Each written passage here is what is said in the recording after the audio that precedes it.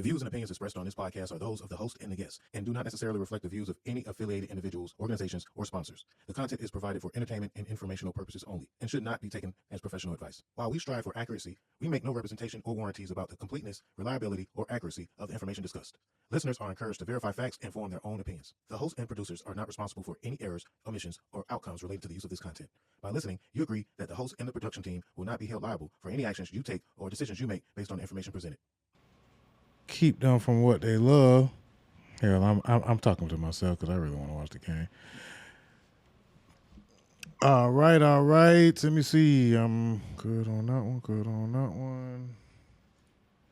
And let's get good on this one. Mic check.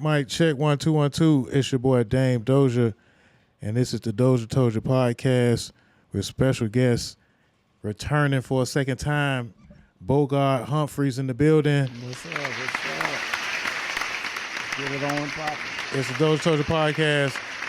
160. You dig? Yeah, we had to bring them an extra edition of the show this week because it's getting kind of interesting and to say the least. So it's so many topics that be happening throughout the week that I just be having to double back sometimes, man. And my brother said that he had a bone to pick, a couple of what'd you say? You got a couple of weights you had to get off your chest. Yeah, I gotta pump some iron, man. Pump some iron on y'all. Yeah. So I said, hey man, come on down. Yeah, because the more the merrier, and I actually enjoyed the perspectives that you had the last time, and I feel like the people could really learn a lot. He had a bone to pick. Yeah, learn a lot from your tutelage and your just experiences overall. A couple of hold on. What you say? You got a couple of weights you had to get off your chest. Yeah, yeah, man. So y'all know how I do. I usually start the show off with a clip, and then I thought about just getting right into the nasty, as far as that nasty clip that's circling around the internet. You know what I'm saying, that we will get into, but I'm gonna start off with a different clip, and then we'll work our way into the politics of it all, man. So welcome to the DOZHATOLDYA podcast. This is the 160th episode. This is an extra episode. So if you are a first-time listener, first-time watcher, man, make sure you like and subscribe to the channel, man. Go right now, like. If you would like to follow us on all platforms, it's DOZHATOLDYA on all platforms, Instagram, Facebook, YouTube, Twitch. And on the Mixlr app, you can listen to the entire show with the music involved, and that's DOZHATOLDYA Radio on the Mixlr app. But if you care to give a contribution of whatnot, we have a Cash App. It's DOZHATOLDYA Radio. That's DOZHATOLDYARADIO. DOZHATOLDYA Radio on the Cash App, man. You can send a $1, send $5, or if not, just like and share the page like you usually do. That's all good with me. I like what this lady had to say about how she coaches her African American women, or young women, young ladies, and I wanted to share this clip with y'all. So we're gonna start it off with this young lady, the millennial influencer. Let's get into it. So my first day as the volleyball coach, I go in, pull my girls aside, and tell all of them, take those bonnets off. Take those head wraps off. This is practice. And when you got African-American girls on your team, these are kids. Tell them to take that stuff off of their head. This is how you teach them how to appropriate when to wear that bonnet. Because see, when y'all go out and y'all traveling for ball games and stuff like that, and then you get off of the bus, it's a mixed program, black and white. You get off the bus, your black girls still got their hair covered. They still got on bonnets. It's not that they really don't even be knowing. This is why it's important to have, when kids play sports and when kids go to school, they got to be able to have somebody in leadership that can steer them in a different direction, because they're not learning this at home. And I'm not saying there's nothing wrong with their home environment. I'm just letting you know. Sometimes their bonnet situation is normal in their environment at home. So I pull them all together. I let them know, hey, big dog, take that head wrap off. Y'all gonna take that stuff off your head. This is when I got my very first coaching job. And then I went ahead and put it in the rules. No pajamas, no slides, no bonnets. This is a non-negotiable here in this program. I look up, I got other programs doing that because you got to come in and set the tone. You get what I'm saying? So now when we showing up, we getting off the bus, we all look uniform. Our hair looks good. We in a travel uniform. Everybody ain't just showing up the way they want to show up. And so you just got to go ahead and let them know, take them bonnets off. This ain't that. Don't come into the gym with a bonnet on your head. This is practice. You're at practice. Shout out to the millennial influencer, man. Millennial influencer. I second that, man. The appearance of our young adults, as a matter of fact, of all of our people, is very important. And being shameful of your hair and I guess in its natural state, got a lot of these ladies out here walking around in the Walmarts and the banks, just really in public, period, bonnet up. Now, there's a time and place, you know what I'm saying? There's exceptions, but when you, let's say, when you practice a certain way, you're going to play a certain way. And so that's why I like the way that young lady addressed her students as, look, we're going to practice the way we play, and that's excellence, and that's with greatness. So, and then I really been real confused with some of these dudes coming out, running around outside with these bonnets on, man, these hair bags on. Just seen that the other day. And I mean, if you're doing that at the home, at your home, and it's keeping your hair intact, that's one thing. But why do you have, why are you ashamed of your hairstyle, or why are you not, presenting your hair in a presentable way when you stepping out of the house? That needs to be addressed in our community. I don't know how you feel about that, but I just don't like looking at it. Especially at the airport. It's just certain places that pajamas and flip flops and hair wraps should not be worn. Well, I think she's just trying to teach them self-worth and improper decorum. I think that we get The mic. Yeah, I there you go. That, my bad, bro. I think she's just trying to teach them self-worth and improper decorum. Because when you go out in public, you're going to be judged no matter what. And, wearing bonnets in public is considered ghetto. Let's keep it real, And that's something that I don't think we as African Americans really like to celebrate. We don't identify with that there. Wear your natural, or weave or whatever it is, and be prideful in that, because at the end of the day, we doing things that we already know how we're perceived in society. Why even add any more to it? Yeah, I feel you on that. So I feel on that. Now, teach them self-worth and teach them, a code, a way to articulate yourself through expression. A bonnet that has no expression to it doesn't make you identify to who you are. Regardless if you feel like, okay, my hair ain't done or whatever, that really doesn't matter at the end of the day. Wearing a bonnet, man, is just the most ghetto thing you could do. And we got to look more prideful than that anyway. I love to see a woman, and this is just my preference, but I love to see a woman that's confident in her natural state. Mm-hmm. I don't mind, the wigs as much. I prefer natural. But that's real, bro. A lot of black, and I just speak for black men I talk to. It's like we have conditioned our women that they can't be natural. That nappy hair is terrible and it's wrong. No, if this is what matters when you look at a woman. You can look at all the other stuff. She can put on all this foundation, everything, but if she wake up in the morning and looking like a booger, then what? I'd rather her hair be messy than she looking like a booger in the face. Let's keep it real, So we got to change that. We make our women feel insecure. Okay, I can kind of see. I can kind of. I'm on the fence with that. Yeah. Because I think that a lot of ladies, they do a lot of their things to impress the rest of their group. They impress their group chat. Because they want to be, how would I say? you want to stand out in your group. It's about the group, but at the same time, it's about, okay, damn, this dude here is nice looking, but he's looking at her because she's, she presenting herself. But Yeah. it's an artificial guise if you really look at it. Yeah, and we do contribute to that as men, and the women that we choose and the women that we pedestal.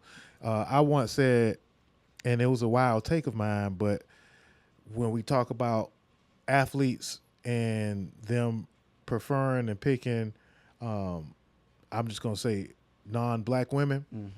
I like to factor and I like to say that it's the confidence that a woman, a white woman or a non-black woman who wears her own hair, and the maintenance or lack of maintenance that it takes to upkeep it. I think as a man or certain men look at that, for one, as their confidence, and for two, as it's just less maintenance that they have to deal with, and you see what you're dealing with right away, instead of you get you a woman with a lace front, and then next thing you know, in a week or so, if you're dealing with her, you find out what her real hair looks like, and then it might be a whole nother person. And I think it takes a lot of economics out of our community trying to keep upkeep. If you get a woman, you get her hair done every week, and you paying $200, $300, what else can you save? Can you do anything else? Yeah. So that upkeep that's really what hurting us in our community as well. And like I was saying earlier, with a lot of men, I don't know about your circle of friends. I know I've heard certain friends, say, I don't like oh, look at her hair. Man, damn, boy, she need to do something with her hair. Man, she'll be a beautiful woman, but because we've been conditioned that, the relaxers, the perms, even though it ain't their hair, is suitable. Mm-hmm. But a beautiful woman gonna stand out regardless. I second that, because Halle Berry, Angela Bassett, no matter what how her hairstyle is, and like I said, women who wear the short hair, or women that wear long hair, or women that wear afros, women that press their hair. Wasn't it beautiful back then? They used to wear them afros. We were prideful. I think that it was, but it became something else. I feel like everybody kind of looked the same. Yeah. And they wanted to stand out a little bit. But we got so much culture that we don't, because we toss it to the side, and that's why you see other people picking up our culture. We abandon it and other people pick it up, because we look at it in the wrong way. How would I say? I'm trying to find out a word, because if you look at Japan right now, everything that we've done for our style, our hair texture, and everything, we getting away from, they picking up braids, dancing, and our culture completely, graffiti, and we've abandoned that culture with our hair, the braids, the fros. So it's like we demonize each other for looking a certain way, because we think, let's be honest, YT society don't approve of it. But why are we looking for their approval? And we just feel like it represents low value. Yeah, that's true. And in America, it's all about what your value and what you hold in your pocket, and what you may the materials that you may that you gained throughout your years. And we're gonna talk about the materialism in our community a little in just a second. I want to ask you how about your week, man. How was your week this week? Despite what we will talk about coming up, how was the first football week for you? Honestly, man, I really haven't been getting into sports lately. With all I'm like you. I'm serious on my politics and everything, and what's going on, things that's going to influence us. And we got a lot of changes every day. We wake up to some new type of news, and most of it's detrimental. So I've been focused on that and being a father. I could dig that. And providing and being your own boss. There's a cost to it. So, trying to stay, functional and making sure that I can continue to put bread on the table and feed my son. And that's how my week, man. I don't get to play too much. Ain't nothing wrong with that, man. Yeah. And ever since the Colin Kaepernick thing, I haven't been into sports as much as I usually am, I must say that it was pleasant to be distracted once again, man. The tribalism in sports, though, is something that I have learned and taught myself to let go.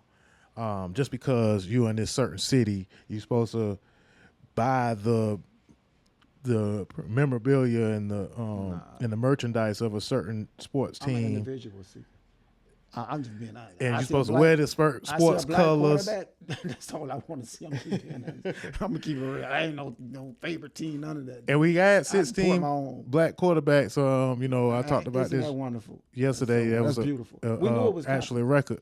We knew it was coming. You could see it in college. Yeah. You know, it just don't transcend it into the pros. And they're showing out too. So Yeah. that part of, like you said, the black coaches, the black quarterbacks finally getting their opportunity. Nominate black ownership. Right. So, but like I said, I understand that this football is the best distraction that this country pretty much came up with. And one thing about it with football is it allows us to be distracted from politics and from from the cultural differences that we have. For that 4 hours of watching the football game, you'll see white folks celebrate alongside of black folks, even if they don't, necessarily care for them. Yeah. And it might be just a facade for the pigskin performance, but It's a good distraction. it's good energy. It's good distraction. energy for the community and I makes love people highlights, forget. so I don't have no complaints about it. Bet. But so we had good distractions with the NFL being back, and I'm happy to see the Jaguars. And some college football, Florida State, Miami, Colorado, seeing Dion back on the field. So for everybody that's enjoying it as well, man, y'all have at it. Y'all could place y'all predictions in the comment box. I'm thinking. I'm not really going to predict the Super Bowl winner yet, but I just want to say teams to look out for. I'm liking the way the Falcons look. I'm liking the way Jacksonville look as far as the talent on the team. And I was very, very surprised with the Colts and Pittsburgh, man. With Pittsburgh got Aaron Rodgers, and he might have a second life in him. But Well, I'm rooting for my boy Lamar. So Lamar Jackson, man. I'm just rooting for. I just want him to win where he can, because there's so much hatred towards him. I just want him to just change the narrative. And it was the Monday night game was Sunday night game with Lamar Jackson. It seemed like they just let the boys come back every time, They didn't man. put their trust in him at the end. Yeah, I think they got to stay aggressive, and they got especially when you got the weapons that they He's have. a fighter. Let him fight. Yeah. Trust in the quarterback. That's what they did. They started playing conservative and lose. Well, defense been a problem for years now. Yeah, They haven't addressed it. and they also just played a good team. They really just played a good team when it all comes down with it. Just to kind of keep the sports and go ahead and get it on out the way. Usually do the sports last, but the NBA Hall of Fame, man, of 2025. A lot of folks had a few opinions about Dwight Howard being into the NBA Hall of Fame and Carmelo. Why? For a number of reasons. The fact that I think that a lot of Dwight's criticism comes from his off the court antics. But I got something to say about that because I got a friend who's close with him, and everything he said about that man for being a good person, I see it. Yeah, I'm just being honest. One of my partners, I ain't gonna say his name, but when we was in, I would say college for the bad people, he spoke highly about him, and he said he was gonna look out for him when he got out, and I see it now. He put him in a position to win. Oh, he held his word. He held his word. Yeah, everything he said about that man, I see it now. I can see my partner. He's winning right now. So I judge character. I don't know about anything else. So and he did what he had to do in the NBA. So why hold it against him? Absolutely. I second that. The end of his career kind of was kind of shaky. Yeah. But there ain't too many big men that get inducted. So Right, and he got them a championship with the Lakers. Yeah. Before he got up out of there, your defensive player of the year. His wife was a big part of the story. no, yeah. She's my homegirl, whatever. You know what I'm saying? I know her name's Amber Rose. You can speak on that. Amy Luciani. So they got together, and 6 months into the marriage, they filed for divorce, and they've recently reconciled the relationship. A lot of folks was calling her a gold digger. I know her personally. She's a very independent, strong black woman. I can't say that would remove her from ever being after another man's riches, but I think that she's a nice addition to what he got going on. I ain't know if she was willing to reconcile, that'll tell you something. Yeah, early on too. If it's about the money, I want to hear what you got to say. Yeah. Break me off. So, they probably really had issues, and she told him to, stand in the paint, do what you need to do, and we can work this out. And he did it. And then, she was right there by his side while he was accepting his awards. Yeah. So shout out to Amy Luciani, man, and Dwight Howard, man. Love seeing amongst all the criticism or whatever y'all got to say about that man. In real life, he seems to be a stand-up guy. So shout out to them. And he kept it real on his acceptance speech. He gave her, he shouted her out. You know what I'm saying, his parents and whatnot. A lot of folks had something to say about Carmelo because he in particular shouted out his Puerto Rican roots, and some folks didn't know Carmelo Anthony was Puerto Rican. Yeah. And they say his dad passed when he was a kid or early in his life, so he really didn't have a relationship with his father. But does that mean that you still don't represent your father's heritage? He been stating that he's half Puerto Rican, so ain't nothing wrong with that. As long as you just can't be one way, So I don't have no problem with that. I don't know. People just get angry about anything, don't they? Black folks, we do get a little possessive, man. There are things we need to be angry about. Right, except for the things that we need to be angry. Great point. And we damn sure gonna hammer down on that point. But it does seem black folks just like to lay claim on a lot of things, man. I think we project our insecurities. When you grow up in this, That's I'm finna play a little bit of his speech though, man. And shout out to Melo, man. He's absolutely deserved to be in the NBA Hall of Fame. when you grow up in the shadows, you either get swallowed by them or you learn how to shine away. To every kid watching, I want you to hear me loud. You are not your zip code. You are not your last name. You are not your setbacks. You are your vision. You are your work ethic. You are your will. You are the quiet whisper inside you that says, I know there's more for me in this life. Hold on to that voice. It will be tested. The dogs is barking. The dogs is barking. The dogs is barking. Yeah. The dogs is barking. Yeah. I love when some moments like that happen, man. And they roll with the punches. Yeah. But yeah, man, I like that. You are not your zip code. You are not your last name. A great written speech. You are not your setbacks, man. And that's basically just saying that the generational curses or the traumas that might have been passed down to you, you're not bound by them. You can break free of the bullshit, man. You can break free of the expectations that the enemies or the doubters may have on you. And watching a lot of these guys excel and then their kids excel and follow in their footsteps, whether it's some folks like to call it nepotism or whatever it is. I love that part. Yeah, we don't have enough nepotism. Yeah, we don't have enough. So in the black community, you know what I'm saying, more nepotism, please. Yeah, we need it. And more fathers laying the groundwork and paving the way for their sons, man. So shout out to Carmelo Anthony. His son should be a great player someday. LeVar Ball, a lot of folks laughed at LeVar Ball and was making jokes, but he did a damn good job. And LeBron at that, there's a lot of Brunsons.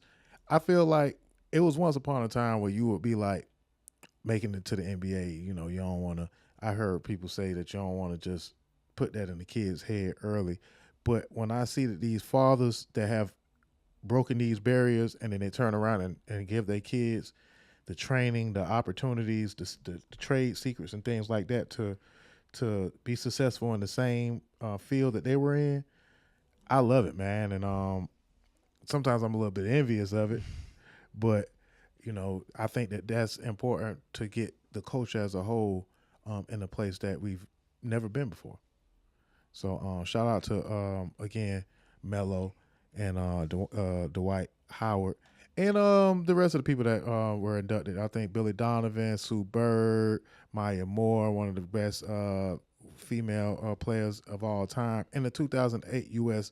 Men's Olympic basketball team, the Redeemed Dream Team, which had players like Carlos Boozer, LeBron James, Chris Paul, and others. As I ain't know, too many to name, but again, congratulations to everybody in the NBA Hall of Fame, man. First ballot, Dwight Howard, Superman, and Melo, man, smooth as butter. Speaking of generational curses, man, unfortunately, we have to talk about Boosie. Boosie was sentenced to go back to prison. Well, he was convicted and he's waiting on his sentence to go back to prison, but unfortunately, his son, Tootie Raw, has also been arrested after being in a traffic stop in Atlanta, and they found multiple firearms in his possession, and some of the firearms had it was just extra. So people like Charleston White can't wait to see things like this, and he gonna weigh in and talk about. I'm so tired of him. How Boosie is doing his parenting, and now there's two things about this, right? I wasn't really gonna weigh in on the topic because I really kind of don't talk about how people parent their kids, but this is a young adult, right? And he's privileged. From my standpoint, he's very privileged. And to be a privileged young black man, and your father has pretty much provided a pathway for you to not have to follow in his footsteps of practically, going straight, into the prison walls. You riding around with sawed-off shotgun, silencers, or switches on your guns. I can't really understand it. His father is the curse. That's the problem. His father. He is the curse. How can you break the chains if your father is the curse? That's interesting. Boosie is one of those people who perceive that you're lame if you don't do certain things. He's spoken out so much on. He don't mind his own business. He mind everyone else's business. He stays in lanes he shouldn't be in. Yeah, and so he ain't teaching his child no better. When you come up on wealth, and if you come from something, you should know. Okay, I don't want my child to go through what I went through. But to him, that's if you got to go through it. You got to go through what I went through. You don't know what I went through, bruh. Man, you're supposed. As a father, I want my child to be lame as hell. I do not want him to go through what I went through. Why would I want my child to be in the streets and carrying sticks and shit like that? Huh? Why? I did enough of that. And why does he feel like he has to? I mean, if I was to see this young man in the streets, I wouldn't know who you are. Exactly. I wouldn't know that you Boosie's son unless you wearing a chain or something like that, or you wearing something that identifies yourself if you want to stand out for the wrong reasons. His daddy didn't evolve with money. That's the problem. His daddy did not evolve with the money. Yeah. Once you get to a certain degree, when you get to, get enough certain tax finances. bracket. You should, a certain tax bracket. You should be like, hey, listen, I'm digressing from all of that buffoonery. I'm gonna be this. You can call me whatever you want. I'm lame now. Me and my partners, we ain't got it like that, but we like, man, I do want to have nothing to do with the streets. I don't want to have nothing to do with all that bull crap there. But him, I guess he got to keep an image because of the music and profess that he's a real thug. Or I don't understand it. Like, the influence that people like that have, and I think that's detrimental to our community. And he's part of the problem. So Boosie calls that all on his own because he never evolved. He never wanted to grow up and mature. And he, again, minds a lot of people business. So when he had so much criticism towards Dwayne Wade and his family, that's why I feel the need to actually even speak on his son being arrested, because Karma. That's the karma, brother. And you say that Dwayne Wade is not a good father, but here you have a son that's carrying silencers and sawed-off shotguns in his car. Rather, if you agree with the way Dwayne Wade managing his child, that's a problem that Dwayne Wade gonna have to deal with.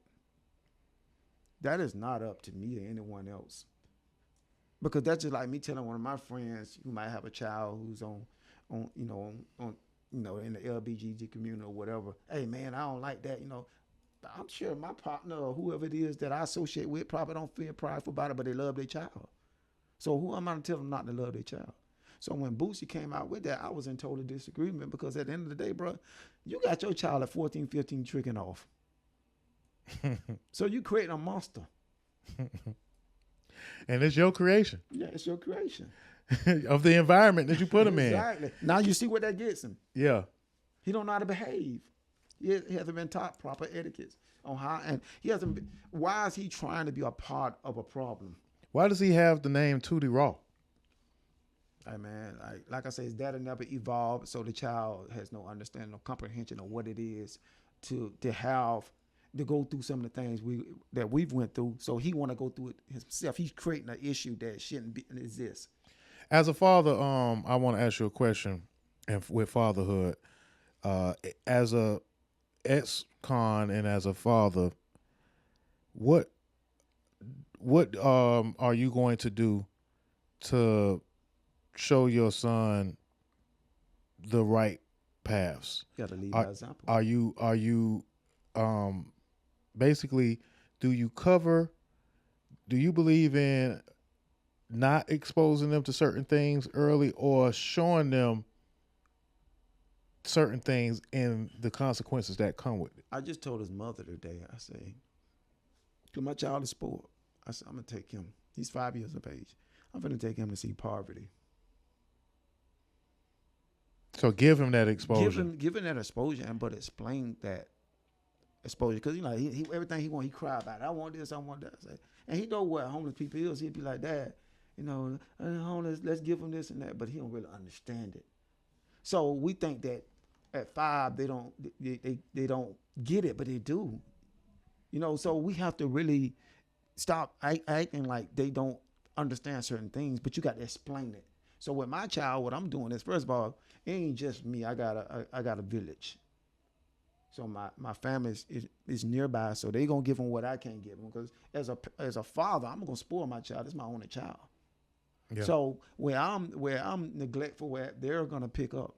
So the great thing about it is that all my associates, we're not in that environment no more. So he won't get to see that. I'll be able to explain it to him. Hey, son, this is what your dad did. This is what he went through. And I'm gonna give him the hard parts of it. I ain't gonna shelter you from it. Hey, this is what it's like. And you do not want to go through this. This is something that you don't want to experience. And he got uncles, he got, cousins, he got a goddaddy that all went through it. So they can explain it to him better. It's simple when you actually sit down with your children and you're a part of your child's life. It's hard when you're outside. And I like to chime in on that, because although I don't have kids, my father was in the streets, and I was exposed to a lot. But early on, I had displacement.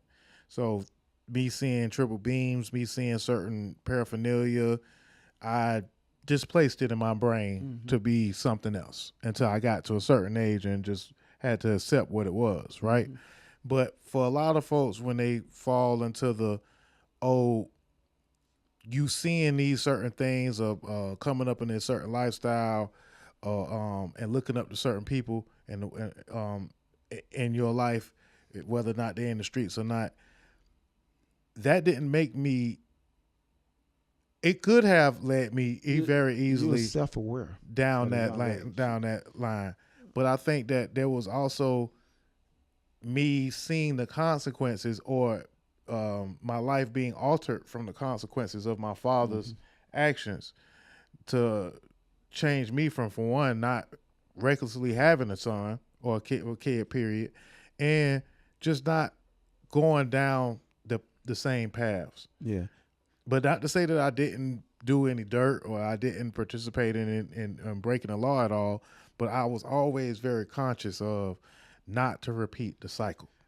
I think the best thing that I do every day, my son sees me working. He sees me doing things all the time. So he get a sense of, daddy go to work every day. Daddy do this. Daddy getting up. And he, cause I have my own delivery business. So he see me. He rides with me sometimes. So I didn't have that growing up. When I was younger, yes, I had that. My stepdad was a wonderful man. But once, things happened with him, I had to pretty much fend for myself. Yeah. So, and understand what a man is. But what I did learn at a young age is what I didn't want to be like. And I had certain people that I looked at and said, I spent a long time out there, but I didn't want to do drugs. I didn't want to be a womanizer. I didn't want to do those things. So my son, when he step into life, he's gonna know, hey man, daddy don't move like that. And you got to become your daddy. Your child superhero in some sense. But they just look up to you, and they want to be like you. The good parts of you. Yeah. You explain the bad parts, but you show them the good parts. They want to emulate the good. Exactly. The good traits that you present. And you got to bestow that in them. And I got a good circle of people around me, hard workers, genuine people that my son can always. If I'm neglecting something, he can always go to them. Yeah, your uncle, Martu, your uncle Sally, or some of my close friends, Reggie, and said he can go to them and see how wonderful their lives are. Because like I said, Daddy ain't perfect. Daddy gonna make some mistakes, but I don't try to make them costly like I did back then. Like I was speaking the last time about choices and mistakes, your decisions and your mistakes. Yeah. I won't be making those same choices that I made prior. Now I might make mistakes, but I won't be making poor choices like I did. So that's the difference. I like that. And I also want to just say congratulations to you, man. Not that it's a big feat, but for fathers in this generation, right? I think that there's a lot of curses being broken, or the narrative of fathers not being in the home or choosing not to be around.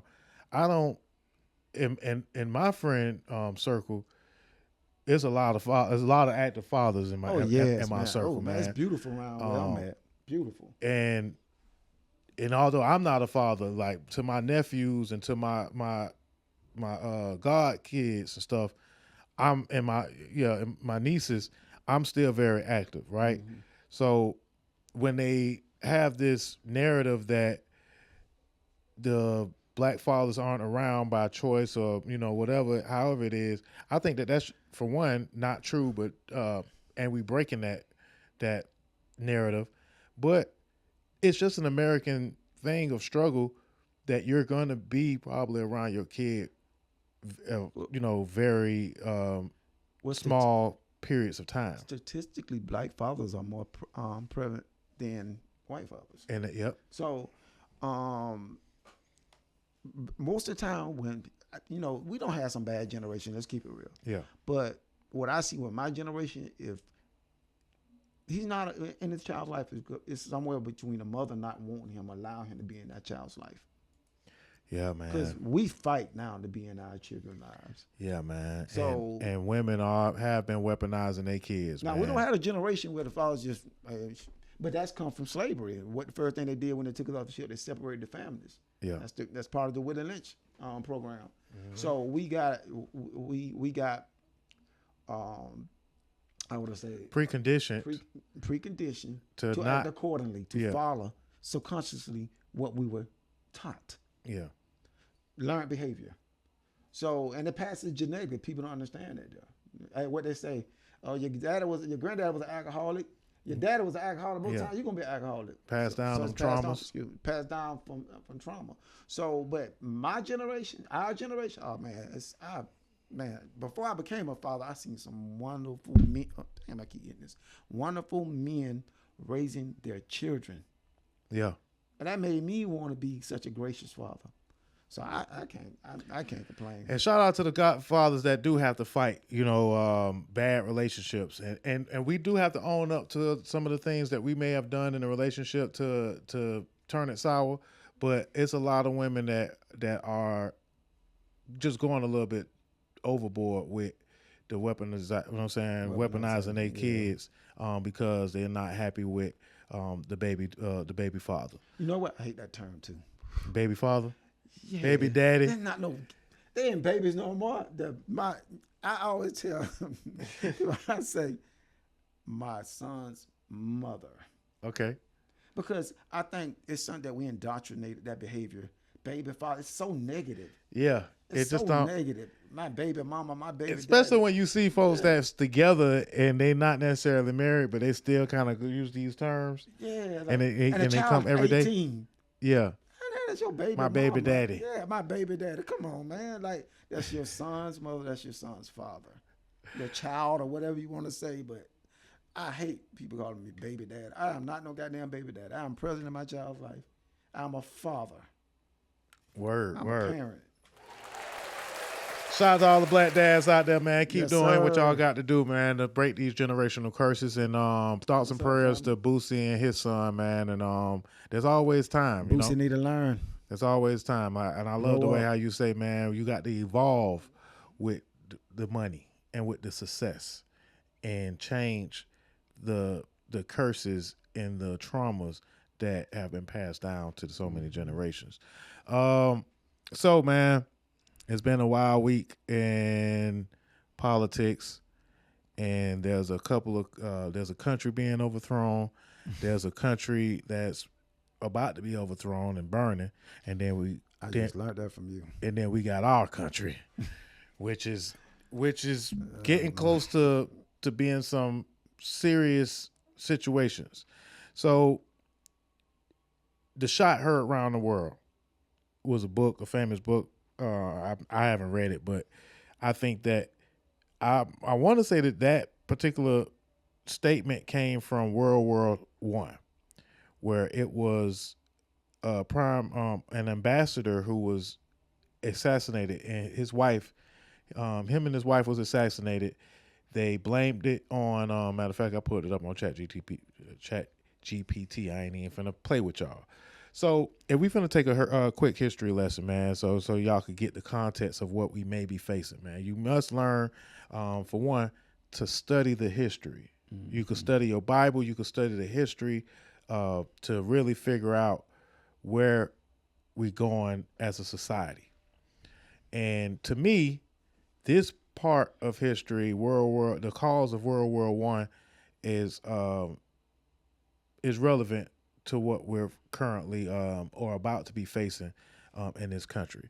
So in 1914, June 28, the assassination of Archduke Franz Ferdinand of Austria and his wife Sophia started a chain reaction of events, right? He was killed by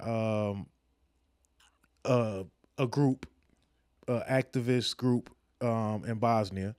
And why this matter is because Hungary then blamed the group, the Bosnian Serbian group, based off of the actions of isolated group. They blamed the whole country. Mm-hmm. It led to an ultimatum. You know what I'm saying? Serbia's response didn't satisfy Austria, so then they declared war on each other. Then that led to a chain reaction of their allies joining into the war. Russia backed Serbia, France backed Russia, know what I'm saying? I mean, France allied with Russia, Britain, you know what I'm saying, they got tied in, and next thing you know, Europe is in a world war, and that started what we know now as World War I.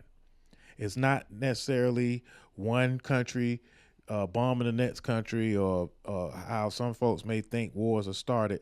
It can practically just be an assassination or an attempt, a scapegoated political group that may or may not have been involved, and then there'll be a deadline of, hey, turn this person over or do this, or what we got going on in Palestine. They had free the hostages by this particular time, and then once that deadline is passed, bombs start dropping, and then, you know, people start forgetting why people are dying. Yeah. So I'm saying all that to relate that to this Charlie Kirk situation. What's up, y'all? It's your boy Dame Doja. If you're looking to get your interview done or be a guest host on our podcast, hit us up at DOZHATOLDYA.COM. Bump what you heard. Remember who told you? It's Doja Told You.